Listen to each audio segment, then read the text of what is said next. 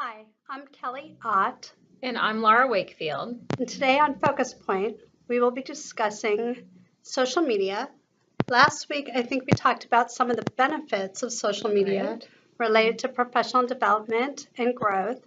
And today, we're going to talk about The cons of social media. some of the disadvantages. Specifically, I think today we're going to talk about the issue of confidentiality. That's a big one. It's a big issue that we see, yes. You know, there's so many regulations nowadays that we weren't held accountable for in years past. But with all the HIPAA violations and FERPA regulations, we have to be really careful about what information we share online.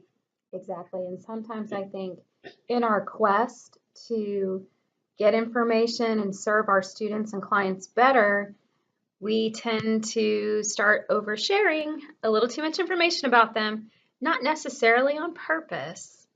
We're in that information gathering mode and we want to share some details so we get the best information, but then we end up sharing protected information and confidential things that we weren't thinking about.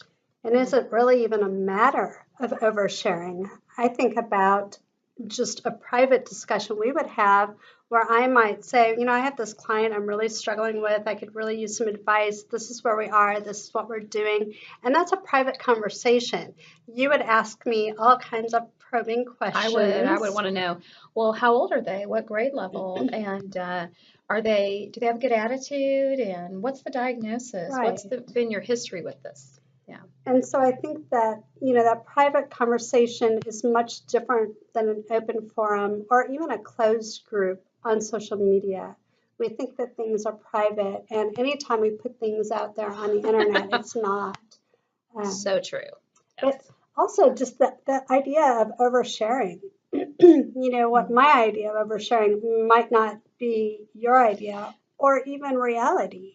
If I'm Right. talking about a client, a 60-year-old male in a nursing home who has XYZ, and you know a 60-year-old male in a nursing home who has XYZ. Especially if I'm in a small town, because I'm going to know everything, right? Even if I'm not talking about that person you know, I've shared information that you can Yeah. identify with.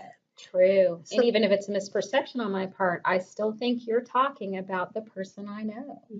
Right. How many parents and family members do you think have seen something like that on social media? Oh, I think it happens regularly. And I know that as an advocate, clients have shared that they think someone was talking about them. They think a teacher was talking about them on social media and things like that.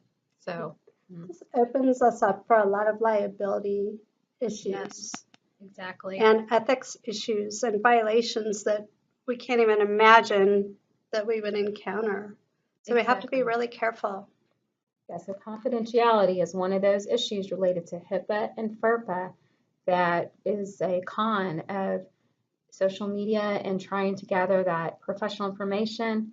We put ourselves at risk of that sharing that information puts our license at risk, and certain professions have board of ethics. It's so hard. I know that we want to learn from our peers, you know, but maybe posting on social media is not the venue to find that information.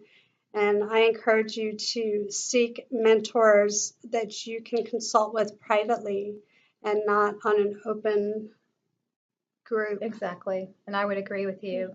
And I think we have to be mindful of protecting our students and clients. In the end, that's the most important thing. It is. Thank you for joining us today. Next time we will talk about other issues related to social media. Oh, I can't wait.